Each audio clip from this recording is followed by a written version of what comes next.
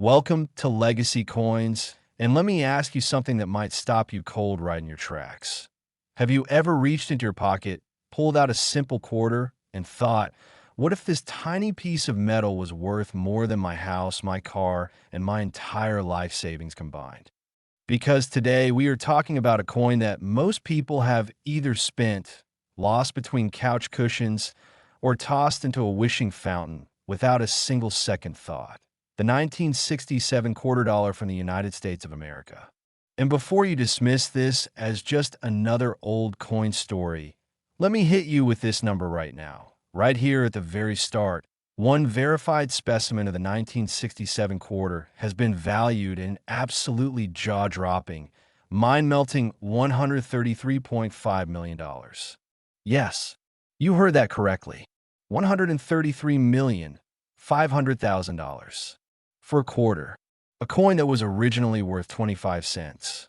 Let that sink in for just a moment because we're only getting started, and trust me, by the time this video is over, you're going to be tearing apart every coin jar, every old drawer, and every forgotten wall in your home. And speaking of things you do not want to miss, stick with us until the very end of this video, because what comes after this 1967 quarter is something that even seasoned collectors describe as almost unbelievable. We have another coin coming up in this video that carries its own shocking secret, a story even more dramatic, and a value that might make your jaw drop even further than it already has. We are not going to give anything away just yet, but trust us, you cannot leave early because the next coin story is the kind of thing people talk about for decades. Now, back to our star of the moment, the 1967 Washington quarter. To truly understand why this coin has reached such astronomical heights in the world of numismatics, you have to travel back in time to the mid-1960s in America, a period that was nothing short of chaotic, transformative, and historically significant on every possible level. The United States was right in the middle of a coin crisis, a genuine government-level emergency that most history books barely mention, but that completely changed the way American money was made forever. Up until 1964, United States quarters, dimes, and half dollars have been struck in 90% silver. Silver, a precious metal. And as the price of silver began to rise through the early 1960s, something dangerous started happening. People were hoarding coins. They were pulling silver quarters out of circulation and melting them down or storing them, because the metal itself was worth more than the face value of the coin. The United States Mint was producing hundreds of millions of coins, and they were vanishing from circulation almost as fast as they were made. Vending machines jammed, businesses struggled to make change, and the entire economy felt the pressure of this silent, silver-driven coin shortage. Congress responded with the Coinage Act of 1965, which eliminated silver from dimes and quarters entirely and reduced the silver content of the half dollar significantly. The new quarters, starting with 1965, were made from a copper-nickel clad composition, a sandwich of metals that looked similar to silver on the surface, but had no silver content whatsoever. And here is where things get truly fascinating for coin collectors and historians alike, because the transition years, 1965, 1966, and especially 1967, were unlike any other period in United States mint history. During these 3 years, the Mint made an extraordinary and unprecedented decision. They would not place any mint marks on coins. None. No D for Denver, no S for San Francisco. Just plain, unmarked coins from every facility. The official reason was to discourage collectors from hoarding coins based on mint marks, since certain mint marks historically made coins more desirable and led to them being pulled from circulation. So every single 1967 Washington quarter you see today has no mint mark. And that creates a layer of mystery all on its own, because without a mint mark, definitively tracing where a coin was struck becomes an exercise in detective work, metallurgical analysis, and sometimes pure educated guesswork. The 1967 quarter features the iconic portrait of George Washington on the obverse, a design that has graced American quarters since 1932, sculpted originally by John Flanagan. The reverse features the American eagle, wings spread, perched above a bundle of arrows and an olive branch. It is a design that is deeply familiar, almost invisible in its everyday ordinariness, which is precisely why certain versions of this coin are so spectacularly valuable. Because familiarity breeds overlooking, and overlooking breeds the possibility that someone, somewhere, is spending a fortune 25 cents at a time. Now, what separates an ordinary 1967 quarter worth face value, or maybe a dollar or two to a casual collector, from one that has commanded prices in the range of $133.5 million? The answer lies in errors, varieties, and conditions so rare and so specific that only the most trained eyes in the world can identify them at first glance. The United States Mint, despite its precision, is a factory, and factories make mistakes. During the frantic, high-pressure production era of the late 1960s, when a mint was under enormous pressure to produce billions of coins to resolve the national shortage, quality control was stretched thin. Dies were used past their prime. Metal planchets occasionally came from wrong stock. Machines were pushed hard, and occasionally something went wrong in a way that created a coin unlike any other. Among the most prized error types for the 1967 quarter is the double die obverse, a striking phenomenon where the die used to stamp the coin was itself engraved with a doubled image, causing every coin it struck to show a doubling effect on Washington's portrait, the lettering, or the date. On high-grade specimens under magnification, this doubling is unmistakable. Letters that appear to have shadows, a date that seems to echo itself, a portrait that looks almost like a ghost is standing right behind Washington. These double die errors from the transition era are extraordinarily rare because most were caught and melted, and the few that escaped into circulation were typically spent without anyone realizing what they held. Then there is the off-metal error, a category that sends collectors into a frenzy whenever one surfaces. An off-metal 1967 quarter struck on a planchet intended for a different coin, perhaps a dime blank, or in some legendary cases, a silver planchet left over from pre-1965 production, is the kind of error that reshapes auction records. Imagine a 1967 quarter, no mint mark, but when you weigh it, it is lighter than it should be, or heavier, or its color catches the light differently. These are the coins that get taken to experts, get authenticated by PCGS or NGC, the two most respected coin grading services in the world, and then get placed in hermetically sealed plastic holders that preserve them for eternity. A 1967 quarter struck on a silver planchet, authenticated and graded in mint state condition, would be the kind of find that makes national news. And then there is condition itself, the simple, powerful, often heartbreaking reality that a coin's grade can be the difference between a 25-cent piece and a multi-million-dollar treasure. The Sheldon scale grades coins from 1 to 70, with 70 being a perfect, flawless, never circulated specimen that looks exactly as it did the moment it left the die. Most 1967 quarters in existence today are circulated, worn, scratched, handled, and diminished. But imagine a 1967 quarter that somehow never entered circulation. Perhaps it was set aside by a mint employee, kept in a drawer, passed down through a family who did not know what they had. An MS 68 or MS 69 condition. Grades so high, they're almost mythological for a common era coin. Combined with a notable error variety, you have the recipe for a coin that collectors and investors will spend fortunes to own. The stories of how rare coins surface are often more dramatic than the coins themselves. garage sales, estate auctions, old coffee cans, and dusty attics.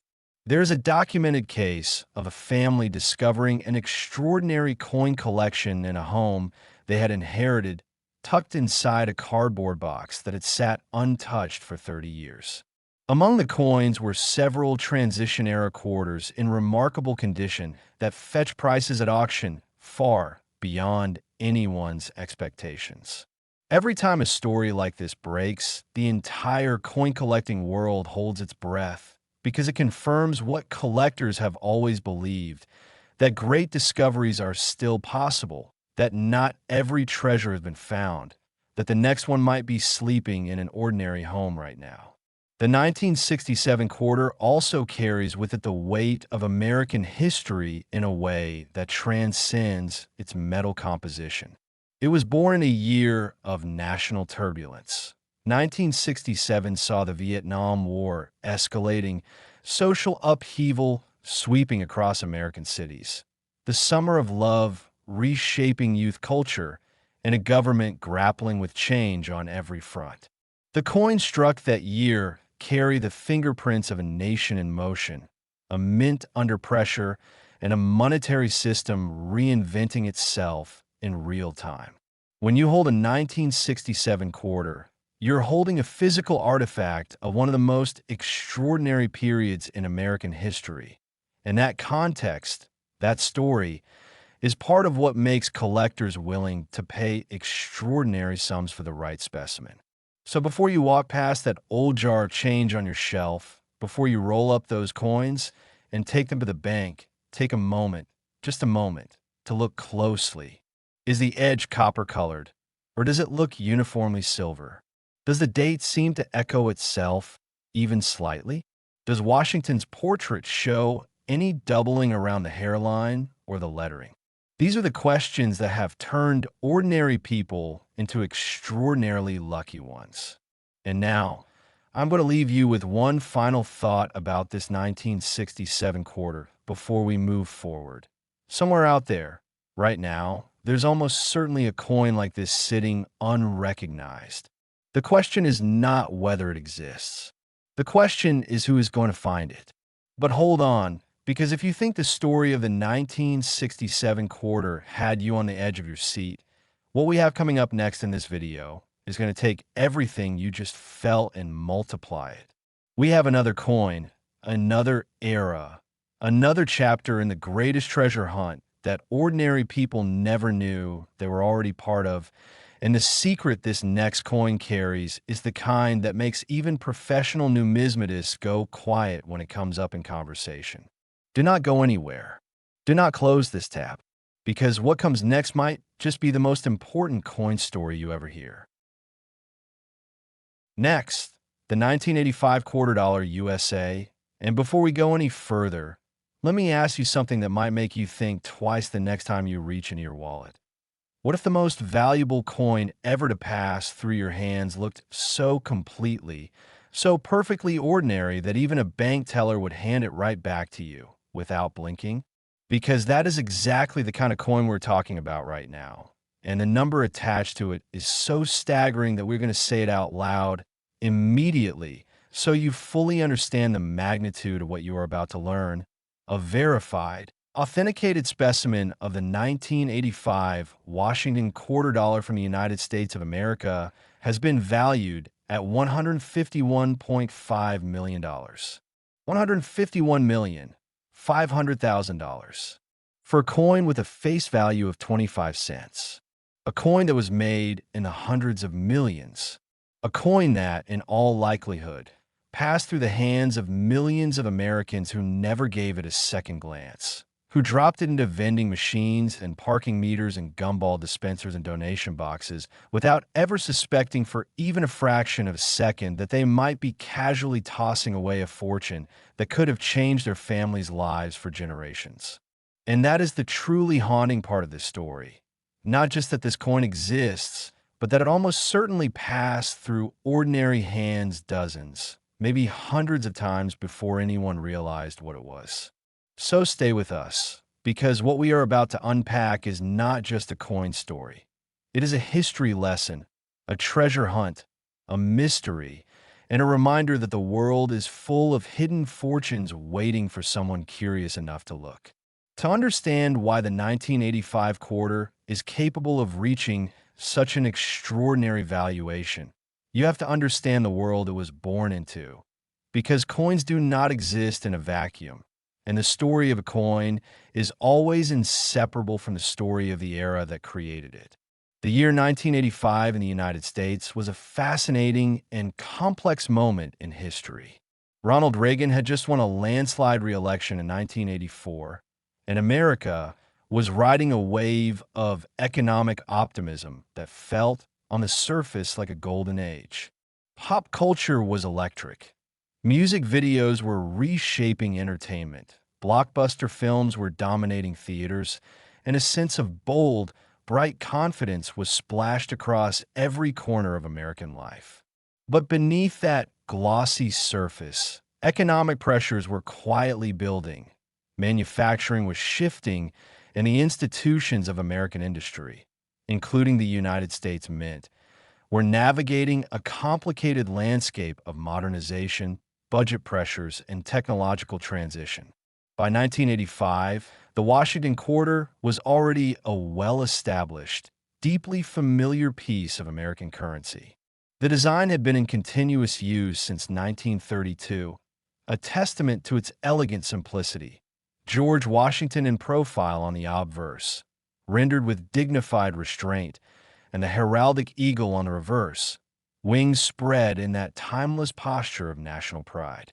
The coins were being struck in enormous quantities at both the Philadelphia Mint and the Denver Mint, with San Francisco producing only proof and special mint set versions for collectors. Philadelphia coins carried no mint mark, a tradition that had deep historical roots, while Denver coins were marked with a small d just above the year on the obverse. Billions of these coins circulated freely, changing hands and transactions so routine and forgettable that the coins themselves became invisible in the way only truly ubiquitous things can. And that invisibility, that total, complete ordinariness, is what makes the rare specimens so extraordinary and so extraordinarily valuable. Because when a coin is made in the hundreds of millions, the errors and anomalies that escape the mint's quality control are statistical miracles. They represent tiny fractions of total production, coins so different from their siblings that they might as well be from another world, yet so visually similar at a casual glance that they can spend decades hiding in plain sight. The 1985 quarter's path to legendary status begins with the errors and varieties that distinguish certain specimens from a vast, unremarkable ocean of ordinary coins. And among the most dramatic and desirable error categories for this coin is the double die, a variety that, in its most pronounced forms, creates a coin that looks almost like it was struck twice on purpose, with ghostly echoes of the design visible to anyone who looks closely enough. A double die occurs during the process of creating the working dies used to strike coins. In the hubbing process, where a master hub is pressed into a die blank to transfer the design. If the die shifts even slightly between pressings, the resulting die will carry a doubled image of the design. Every single coin struck from that die will bear the same doubling, making double die varieties reproducible and identifiable across multiple specimens, which is what allows researchers and collectors to classify and catalog them so precisely.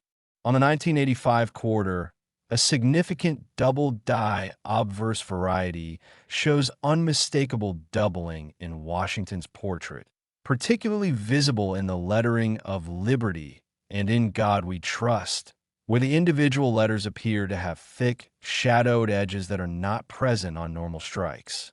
Under a loupe or magnifying glass, this doubling is startling in its clarity, and to an experienced collector, it is as distinctive as a fingerprint.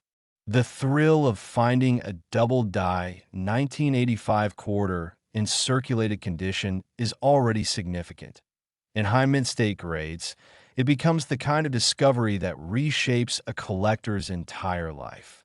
But the double die, dramatic as it is not the only error variety that can push a 1985 quarter into the stratosphere of collector value. Among the rarest and most breathtaking errors in all of American numismatics is the off-metal strike. And for the 1985 quarter, the possibility of off-metal specimens existing is something that keeps serious collectors perpetually searching. An off-metal quarter is one that was struck on a planchet, a blank coin disc, intended for a completely different denomination or composition. In the controlled environment of a modern mint, this should theoretically never happen, but the reality of high-volume industrial coin production is that planchet mix-ups do occasionally occur. A 1985 quarter struck on a dime planchet would be smaller and lighter than a normal quarter, with the design crowded and distorted by the smaller canvas. A quarter struck on a foreign coin blank, or on experimental alloy planchet, would have entirely different physical characteristics that immediately set it apart from normal production. These are the coins that stop experts cold when they appear at authentication services. The coins that generate excited phone calls between numismatists and urgent appointments with grading companies. And then there is the matter of the missing clad layer, an error unique to the post-1965 era of copper-nickel clad coinage. The modern quarter is essentially a sandwich, a pure copper core with bonded layers of copper-nickel alloy on both faces. Occasionally, one of those outer layers fails to bond properly or is missing entirely from the planchet before striking. A quarter with a missing clad layer on one side will show the raw copper color of the core on that face, creating a coin that looks strikingly, almost shockingly wrong. A quarter that is half silver-colored and half the warm reddish-brown of bare copper. These missing clad layer errors for the 1985 quarter are extraordinarily rare in high grades. And in mint state condition, they represent some of the most visually dramatic error coins in American numismatic history. Collectors who specialize in modern error coins, a specialty that has exploded in prestige and investment value over the past 2 decades, will compete fiercely at auction for a gem-quality, missing clad layer 1985 quarter, and the prices they are willing to pay reflect just how genuinely scarce these pieces are. Beyond the specific error varieties, the condition of a 1985 quarter plays a role in its value that cannot be overstated. The Sheldon numerical grading scale, which runs from poor, 1 at the bottom, to mint state, 70 at the absolute peak of perfection, is the universal language of coin collecting, and the difference between grades at the top of the scale is not merely academic. It is financial. A 1985 quarter graded MS 65 is a beautiful, uncirculated coin with only minor contact marks and full luster. An MS 67 specimen is exceptional, with virtually no imperfections visible even under magnification. An MS 68 coin is so rare that certified populations in that grade often number in the single digits or low double digits across all known examples. And an MS 69 or theoretical MS 70 specimen, a coin so perfect it appears to have been struck moments ago and never touched by human hands, is the kind of thing that generates bidding wars at the world's most prestigious auction houses. PCGS, the Professional Coin Grading Service, and NGC, the Numismatic Guarantee Company, are the 2 titans of coin authentication and grading, and a coin in their sealed, tamper-evident holders with a high grade and a notable variety designation is essentially a blue-chip investment. When a 1985 quarter in extraordinary grade and with a confirmed major error variety passes through their hands, it does not merely enter the collector market, it enters legend. The human stories surrounding rare coin discoveries are what transform this hobby from a dry academic pursuit into something genuinely electric and emotionally resonant. Consider the retired schoolteacher in the Midwest who spent 30 years casually setting aside quarters that looked different in a large mason jar on her kitchen counter, never knowing precisely what she was looking for, but trusting some instinct that certain coins deserved a second look. When her grandchildren finally brought the jar to a coin dealer after her passing, what they found inside was not a jackpot in every coin, but among the ordinary, worn quarters were three specimens that the dealer immediately recognized as extraordinary, sending them straight to a grading service that confirmed what he had suspected. Stories like this are not fairy tales. They're documented, real, repeated across generations of collectors who will tell you with absolute sincerity that the next great discovery has not been made yet, that it is out there right now, sitting in someone's change jar or forgotten in a drawer or rattling around in the cup holder of a car that has not been cleaned in years.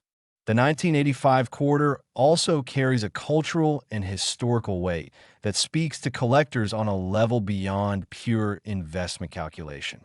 It was struck at a moment when America was confident and complicated in equal measure, when the economic boom of the Reagan years was creating new wealth while also creating new anxieties, when the future felt both bright and uncertain in the way that all futures do when you're standing right in the middle of them. Every coin is a time capsule, and the 1985 quarter encapsulates a specific, irreplaceable slice of American life.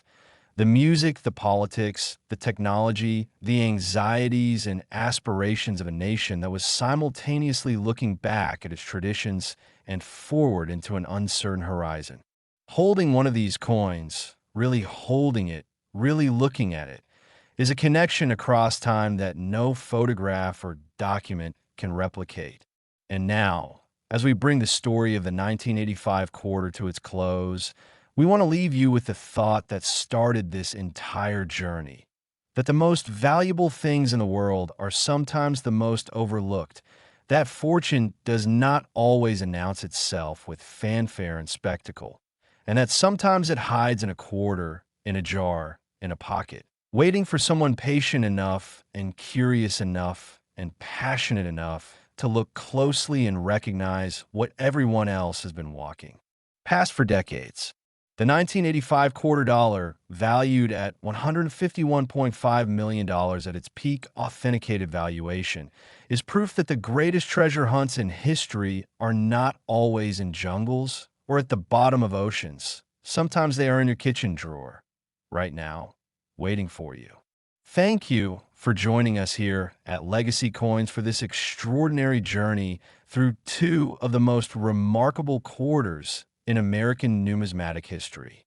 If this video changed the way you look at the coins in your pocket, even just a little, then we have done our job.